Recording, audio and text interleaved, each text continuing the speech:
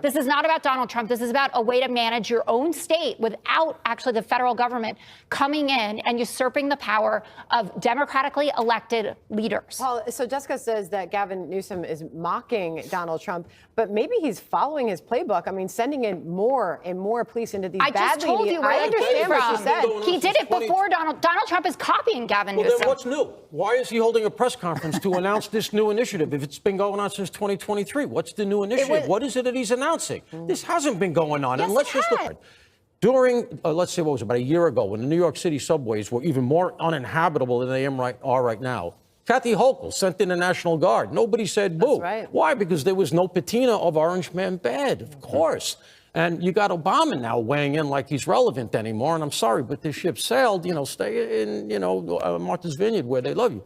But the bottom line is, not only does nobody care, but this is a guy who's saying that Donald Trump is weaponizing the military for his own purposes. And he's this fascist army is going to take over the country. Barack Obama droned 2 American citizens with no due process in Yemen. And he got the son 2 weeks later. And now, full disclosure, I supported it at the time because Anwar al-Awlaki was a bad guy. But Anwar al-Awlaki was born in New Mexico. All right? Nobody said boo. Everybody was fine with the fact. And then he gets the son 2 weeks later. The son was 16 years old. Listen, the NSA, the IRS, I mean, he weaponized the government against United States citizens more than any president. Think about this. Al-Qaeda killed, let's say, 3,000 people on 9/11, right? And I don't need to hear anything about it. I was there. Okay, I was there for the weeks after. I'm waiting to see if I get the cancer. All right, fair enough. The thing is here, that would be the equivalent right now of what he did. That would be the equivalent of Donald Trump saying, okay, you killed 3,000. We lose 100,000 people a year to fentanyl.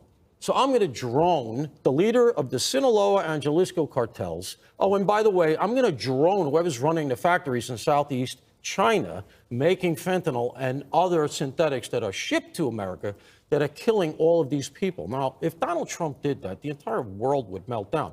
But that's the equivalent. And that's Obama now saying that Donald Trump is fascist. And again, just to play fair, I supported Obama at the time against a lot of other people. I said, no, he was right. It comes under the authorization of military. It was a branch of al-Qaeda. That was tenuous, but I supported it at the time. But the double standard is what drives me crazy. Donald Trump can do this. We're going to get to it later in the show. Donald Trump can do what he's doing with the National Guard here, and we're losing our cities, and we shouldn't give them up to the crazies.